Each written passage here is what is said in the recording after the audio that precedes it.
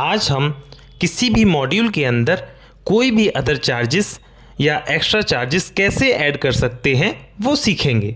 सबसे पहले हम कॉन्फ़िगरेशन पर जाएंगे।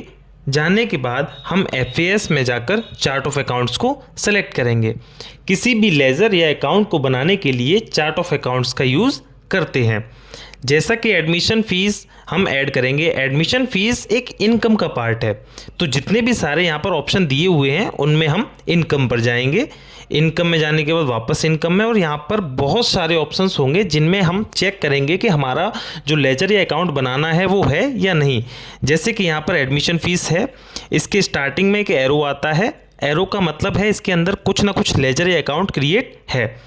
उसके बाद हम इस पर लेफ़्ट क्लिक करके ये कंफर्म करेंगे कि ये ब्लू हुआ या नहीं। ब्लू होने के बाद ही हम इस पर राइट क्लिक करके क्रिएट पर जाकर सेलेक्ट करेंगे।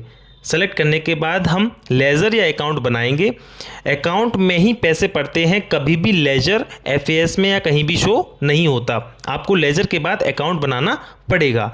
जैसा कि हमने अभी एडमिशन फ़ीस का बनाना था, तो हमने एडमिशन फ़ीस सेलेक्ट किया और इसको सेव कर दिया। सेव करने के बाद हम इसे वापस से कंफर्म करेंगे कि हमने जो अकाउंट बनाया है वो बना है या नहीं। जैसे कि हम इनकम पर गए, जाने के बाद हमने वापस इनकम में एडमिशन फ़ीस के एरो पर क्लिक किया। क्लिक करने के बाद हमने देखा कि एडमिशन फ़ीस बन गई है।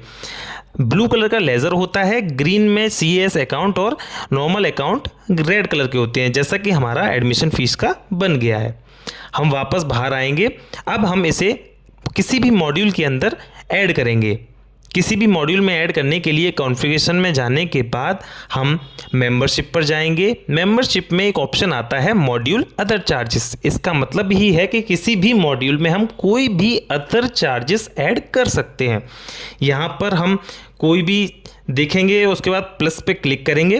प्लस के क्लिक करने के बाद हम प्रोडक्ट पर सेलेक्ट करेंगे। सेलेक्ट करने के बाद हम कस्टमर में डालेंगे, क्योंकि हम कभी भी कोई भी एडमिशन फ़ीस डालते हैं तो वो शेयर के साथ आती है। तो हमने कस्टमर पर क्लिक किया। रिसिप्ट या पेमेंट किस में डालना है, हमें रिसिप्ट में चाहिए और हमें एडमिशन फ़ीस चाहिए। हमने वो सेलेक्ट किया। सेलेक्ट करने के बाद ट्रांजैक्शन टाइप एक एप्लीकेशन फ़ीस होती है ये, क्योंकि यहाँ पर एडमिशन फ़ीस का ऑप्शन नहीं आता, और इसको सेव कर देंगे। सेव करने के बाद हम इसे चेक करेंगे। सबसे पहले हम मेंबरशिप पर जाएंगे। मेंबरशिप पर हम जाने के बाद शेयर में डालेंगे, क्योंकि हमने इसे कस्टमर में डाला हुआ है तो ये हमें शेयर में दिखाई देगा।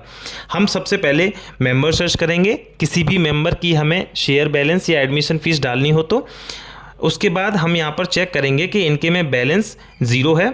0 होने के बाद हम यहाँ पर ये टाइप ऑफ वाउचर सेलेक्ट करेंगे, कैश। उसके बाद हम यहाँ पर पेड इन कैपिटल, यानी कि कितना शेयर ये ले रहे हैं।